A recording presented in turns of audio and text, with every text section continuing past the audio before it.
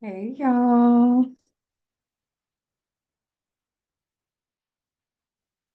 I gotta make sure that I'm live.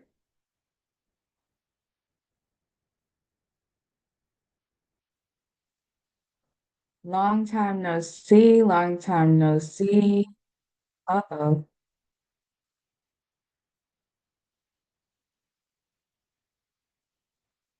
Give me 1 second.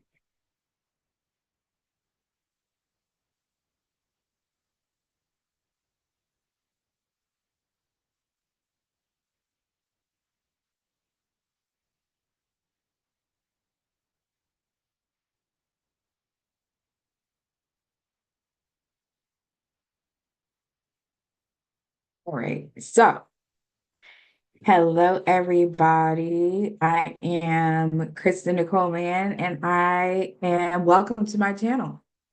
Have not been on here in a while. But I love to talk about things that's going on in the world. I love to talk about creativity. Excuse the hair. It's been a long day. Um, but I wanted to get on and talk about these things that are happening in the world because it's a lot going on right now. There's a lot going on right now. Um, in the title, we have Joy Reid's Cancellation. Joann Fabrics, if you are a DIY crafty girl like me, they're closing all their stores. We got to talk about that because this is part of what I do. And as you can see, everywhere is getting affected. And then we have, some more economic turmoil, such as like education budget cuts.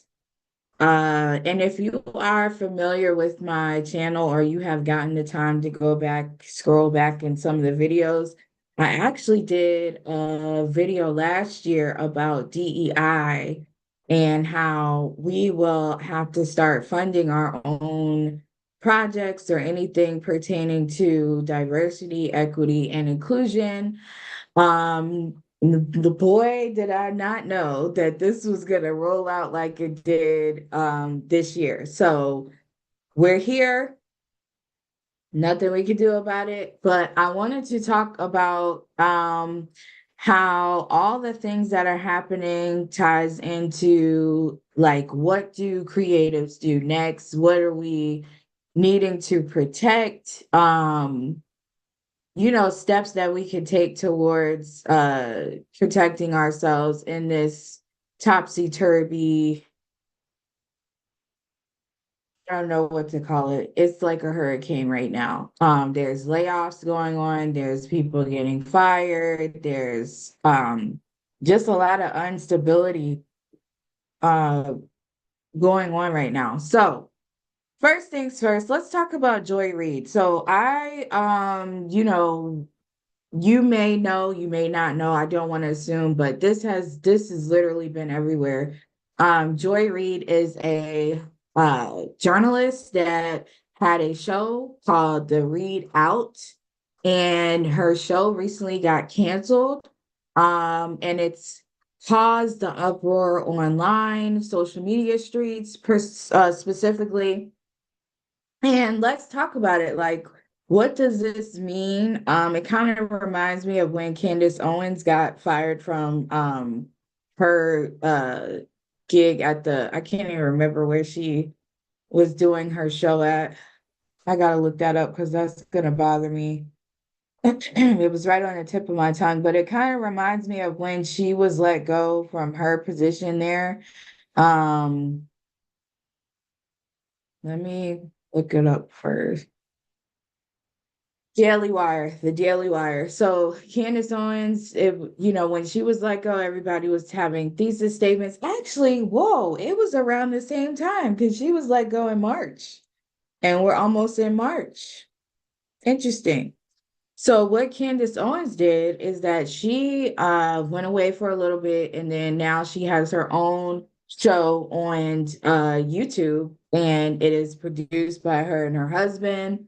Now everyone shifted to, recent, where Joy Reid She was prominent for being a journalist on MSNBC, and she covered a variety of topics like politics, social justice, current events that's going on. And she's been there a pretty substantial amount of time. So this is a little bit shocking because she's a staple on the network. And what this has done is made a lot of people think like what did this stem from? Did it really stem from her being more democratic and pushing liberal views, or was this because maybe the platform is shifting? Because what they say is she was losing ratings and they're going to pivot into another structure, blase, blase. What I think is that if you are in the space of media, take notes. Take notes. There was another firing that may have not been as big in the news because a lot of people do not like this person. But I remember too when Amanda Seales got fired, I think earlier no, the end of last year, I think she got fired from her radio station job. And people were talking about that, like, what does this mean? You could get cut at any time. She has some pretty strong views about things as well. So it's just interesting, y'all. Like, I don't know what is for in the future for Joy Reid, but I know that he did a video today where she was very disturbed. I wouldn't say she was upset, but she kind of shed a lot of tears, a lot more tears than I thought she would shed.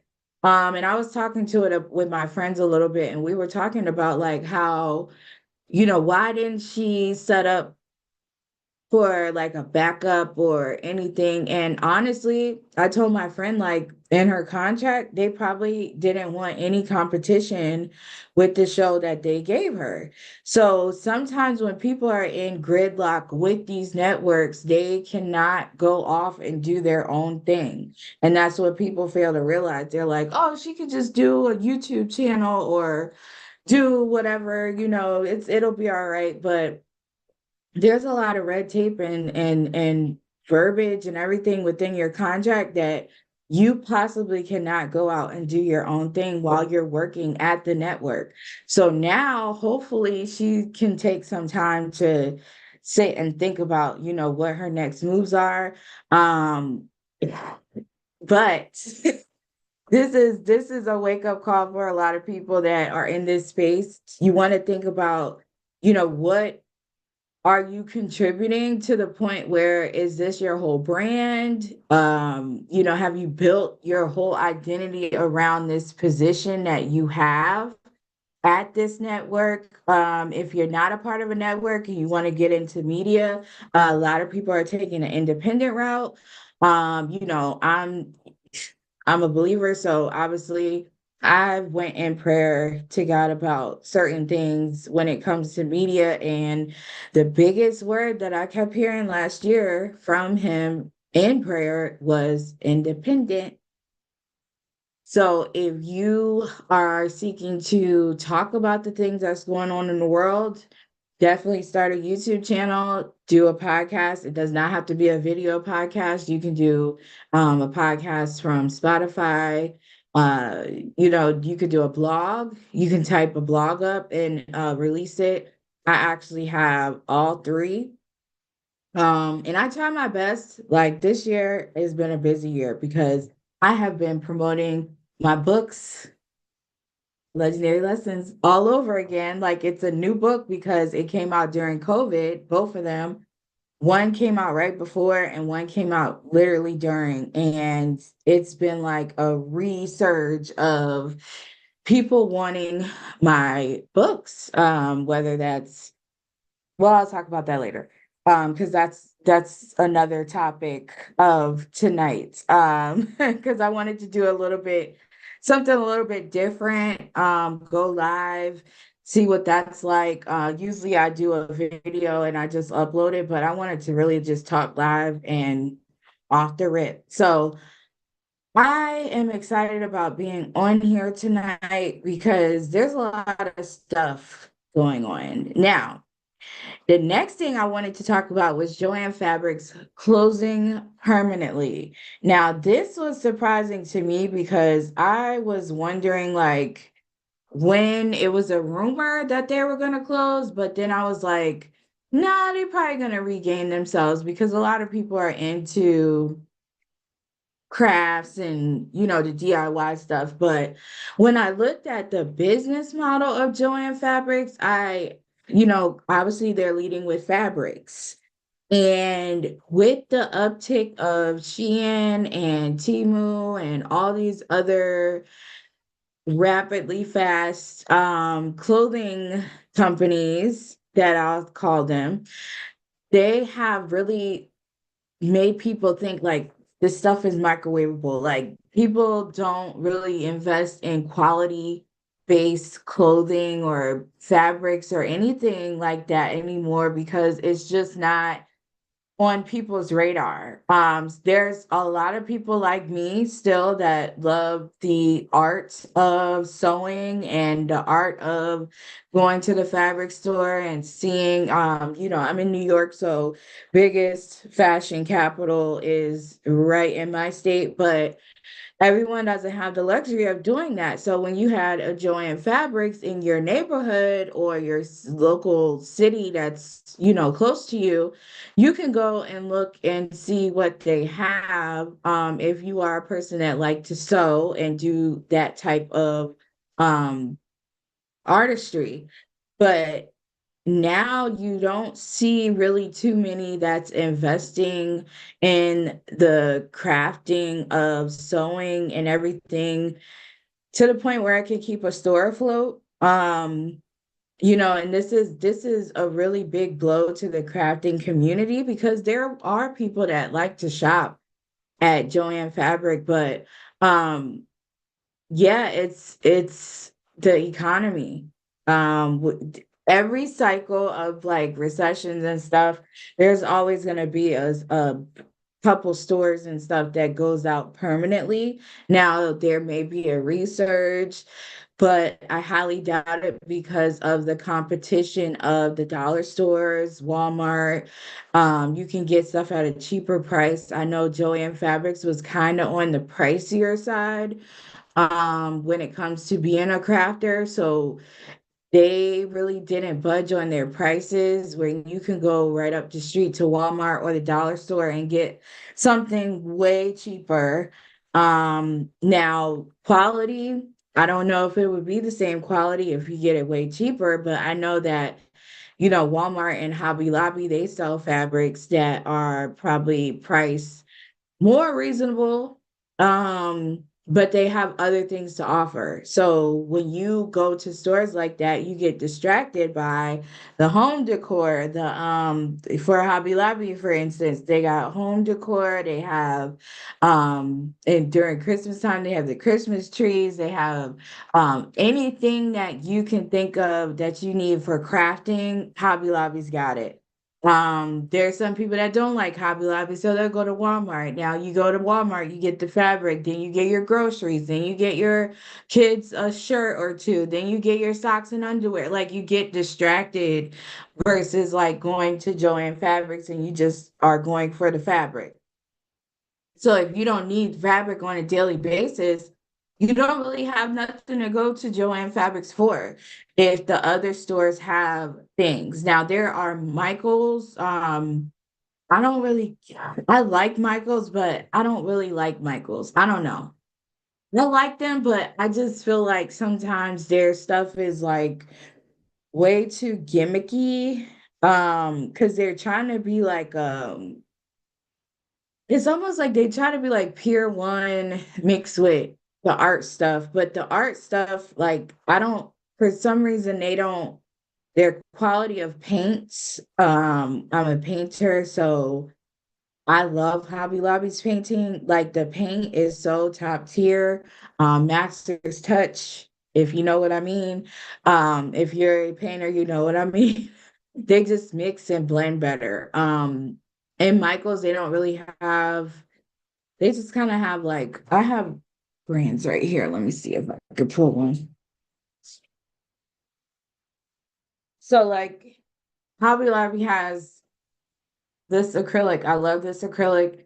Master's Touch. It's like fine art studio. So it's beautiful. Now Michael's will have like Liquitex. I mean, and this is okay, but I really love my Master's Touch. It's really like it just glides, it just goes on your canvas beautifully. I gotta fix this one behind me. So you just, that is sitting right next to me. They have the little mini ones and they have the medium ones and they got the big ones.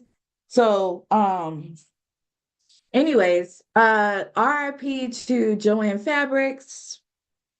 Really gonna miss them. Just having another option because I know in my area, like I have to drive a little bit to Hobby Lobby, and then I have Michaels and I had Joann Fabrics, and possibly Walmart as a backup, or these other stores with just smaller sections. But RIP, now I only have like two options. So I don't think Hobby Lobby is ever gonna close.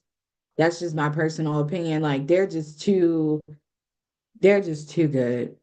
They're just too good. I know people don't like shopping there, but they're just way too good. Um, Now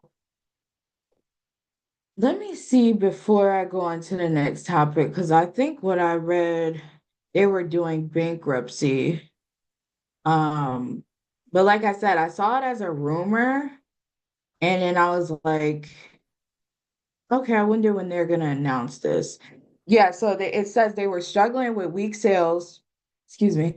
Um, they said that earlier this month, and then they was like they would close 500 of its stores while keeping 300 stores open after failing to find a buyer that would keep its doors open. The fabrics outlet said in a statement posted on its restructuring website that all Joann locations will close. So I wonder, are they gonna keep their website? Hmm, it doesn't say. Interesting. So a lot of these modeled like places that led with certain things that are no longer relevant anymore, they're gonna have to pivot hard or they're gonna have to close. Like it's that what I see coming back is more of like the boutique style stores, the smaller type of blueprints. It all depends. I know that Hobby Lobby and Michaels don't really lead with, let me see what they lead with.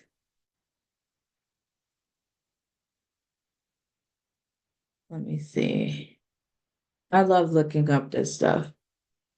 So, Hobby Lobby is an arts and crafts retailer that markets to a wide range of customers, including those interested in home decor, seasonal decorations. Yes, because their Thanksgiving stuff is top tier, and their Christmas stuff is top tier, and crafting. So they really honed in on the home decor.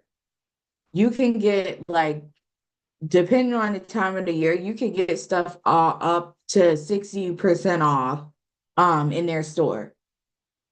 So let's look at Michael's.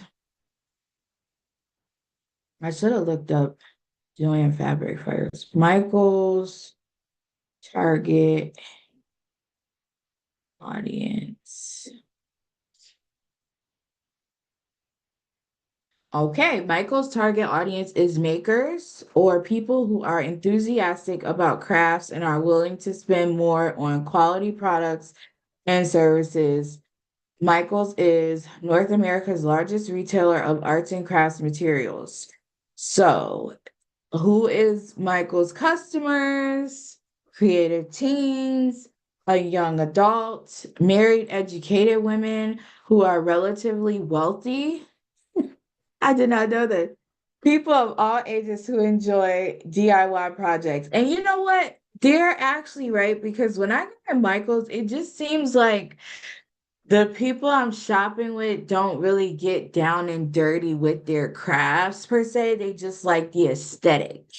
Like they want the expensive, top quality stuff for like a craft or two.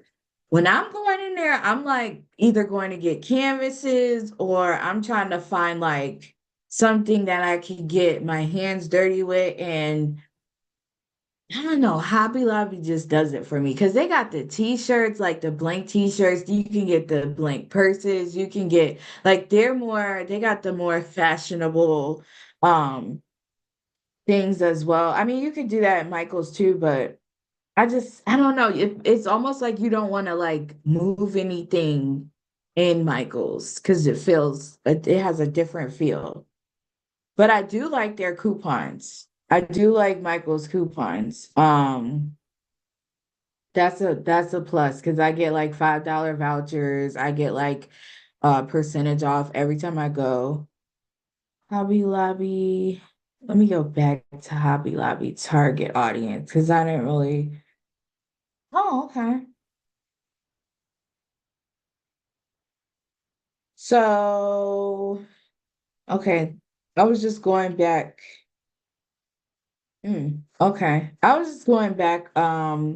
Actually, fun fact, I used to be a part of an entrepreneurship group at my church. We did like a book every month, and the Hobby Lobby owner wrote a book, and it was very interesting. It was like he almost lost everything. It was a really good book. I think I still have it. I need to find that so I could read it again. But yeah, they offer sales too. Their sales are very good. Hobby Lobby. So what was the third one? Michael's Hobby Lobby. Oh, going back to Joann Fabrics, uh, target audience. I remember going in there with my mom, like when I was younger. Okay, Joann Fabrics target audience includes people who are interested in the arts and crafts, DIY projects, and home decor. So it's like the same as um, Hobby Lobby. Joann's marketing efforts have focused on reaching younger customers, including Gen Z. That might have that might have ruined it for them. Age 18 to 55-year-old females who are interested in baking and crafts. Okay, so they are the only ones that said baking. Income, middle class individuals with a high school or college degree, interest, crafting, sewing, home decorating, baking, scrapbooking, knitting, and crochet. Okay, so yes, I remember yarn and fabric being like one of their top, like their biggest sections when I was younger and even recently. So they really honed in on that crocheting audience. And I wonder with the crochet, it depends because it's still a big thing. I'm not saying it's not, but I'm just like, I don't think it's really went mainstream. I don't think it's went mainstream enough to keep Joann Fabrics afloat. I do feel that there needs to be more of an education of what crocheting does for you. I know a lot of people on TikTok, they do it live and it's so soothing to just watch them knit a whole blanket or whatever. And they'll talk about topics, but I don't think that's enough to keep people shopping at Joann Fabric. So, um, that's interesting. That's interesting. Now, usually now that I'm a little bit more hip to the whole business thing, I go and look up what people's targets are. And with this whole target, I should have did that. That's its own live. With people canceling Target, that's a whole live. That's its own live. Joann's rebranding efforts have focused on highlighting the happiness of creating. They've also sought to align their products with the interests of Gen Z, such as unique handmade items and sustainability. Now, I'm gonna just say this. When so I was part of a board that was part of this like artisan market community, right? And I noticed that there were a lot of Gen Z that would come and walk through, but they wouldn't necessarily shop. They wouldn't necessarily buy things. The main people that were buying stuff were older millennials, which were like already like in their early 40s, 50s, and 60s, 70s. They were the ones spending the money. So when businesses like this, I wonder what they're talking about and what they're honing in on to want to seek out to an audience that they didn't really necessarily have in mind when they opened. I wonder, is that like a bonus or is it in this case they're closing? So I don't think it worked out for them. I may have to do just a live specifically on that because that's interesting to me. I wonder, is this like destroying people's blueprint by trying to be like the hip, Gen Z business? It's just weird. It gives like you're trying too hard. Um, and you just need to fall back and let like keep your mission at the forefront and keep going. But I do see a lot of these businesses have, tried to pivot to Gen Z and it didn't work out for them. So let's see how many number of jobs this is affecting. Um, because I know our Joann Fabrics where I live, they just moved to a better facility and that's I mean it's gonna be a major whole empty space. Number of Joann, number of jobs.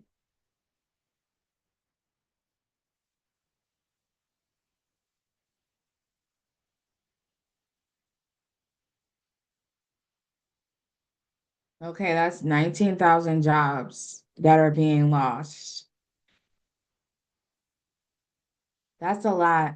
I also want to know, are craft stores in general going out of style, like kind of fizzling? Because I know when I first started seeing the dollar store put all these art things, and I was like, oh Lord, this is gonna affect me and my kit sales, like putting kits together because people just can go get that. Like if you're not as serious about your craft and like not saying that you won't shop there if you are serious, but if you are a person that sells art, people, if you did the sip and paint classes, if you really like that was your income stream, you could still do that, but it's more access to people to just go get that and make whatever and then, do whatever they want with it. They don't have to pay for a class, they don't have to come and,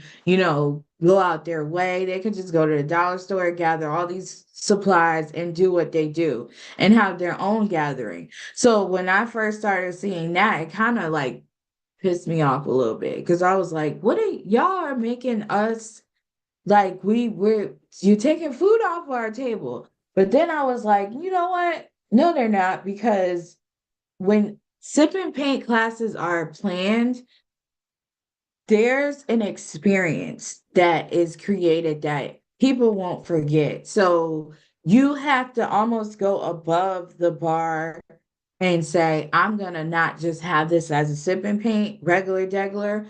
I'm gonna make this an event. Like it's going to be gift bags, it's going to be food, it's gonna be like you have to go to that extreme because you don't want people to be like, well, I could have just bought this stuff and did it myself. Um, so yeah, that's just my thoughts on that. So I'm typing in our craft store is losing money, and they're saying yes. Um, hmm. And I wonder, is this because it's so oversaturated with content and it's a lot. Trying to pull up this. When was this? What year was this? And you know what else? I think because this is all fizzling out because people are no longer like trying to have a hobby. People used to have hobbies. They used to do things that, got their mind off of what's going on. But everybody now is like almost everybody, not everybody, but almost everybody, a strong amount of people, they're just glued to the screen or they're glued to the phone or they're glued and they're not really doing anything creative. So it is, kind of conflicting because it's taking people away from exploring. Exploring is a huge component of creativity, and the fact that people are not going out their way to explore different mediums, like I was saying, the crochet, sewing, cooking, all the baking. People have made everything such a business now that I do think it's kind of scared people into thinking they have to be perfect to do XYZ. I have to be perfect. Like these cupcakes have to be perfect. This painting has to be perfect for me to, put it out there because there's so many creators that are putting this like glitz glam content out and it's this pristine finished product and everybody's like, I'm not competing with that. So I do think that's kind of not helping at all. So let's go to the education and library budget cuts.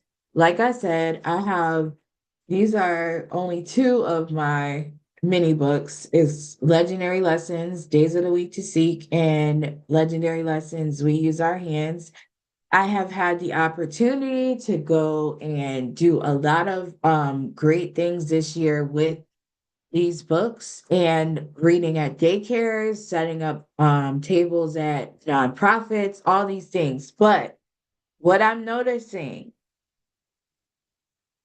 there's a change in a lot of things. And I have the opportunity next month to go read at a library in North Carolina. And I got a really somber email last Friday when I was actually a vendor at an event and I was just looking and we set the date and everything, but what saddened me is that the director said she can only afford one book because they cut the budgets for this particular program that I'm reading to. And I just was like, man, because I had already planned to in the back of my mind, I was like, I need to create a strategy to have these books regardless. And what do I know? She emailed me and said they can only get one. So this is not the first time I am hearing a lot of this chitter chatter about budgets, finances. I was hearing it Friday. A lot has changed and they no longer have the money coming in like they used to. And it's out of their control. They cannot control it. They cannot make things happen. It's at the mercy of funds from the federal feds. And it's just it's a lot going on right now. So daily, I'm sure these people don't know what is gonna happen next. And it just saddened me because I did do, like I told you, I did a video last year in probably around the same time and I was like, we're gonna have to fund our own stuff. And yeah, that's what it's looking like. And my mom said the other night that North Carolina is losing like $10 million for their education systems in the state. And then, I put it out there on my threads. Threads is part of Instagram.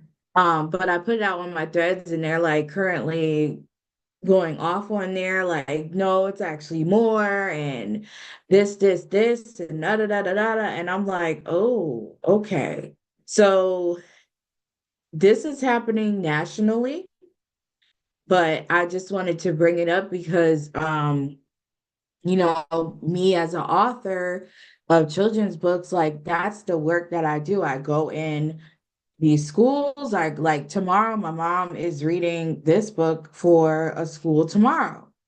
And we purchase the books for them because they don't have it in their budget. There's another class that wants the books, but I have to do the groundwork to get the books like bought and sponsored. So it's an interesting time. I mean, it's not like it never happened before, but being an author is work. Like you can't just not promote your book or talk about these things. So today I put up a status about, needing sponsors and all these things, and it's gonna work out.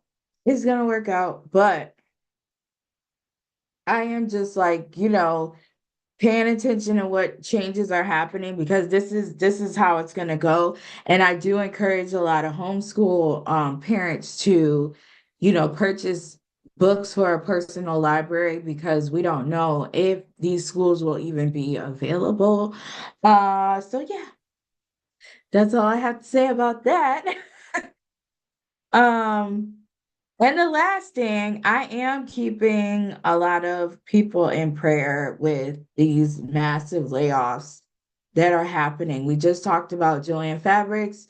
Uh, their people are being let go. That's 19,000 jobs. Obviously, y'all see the news.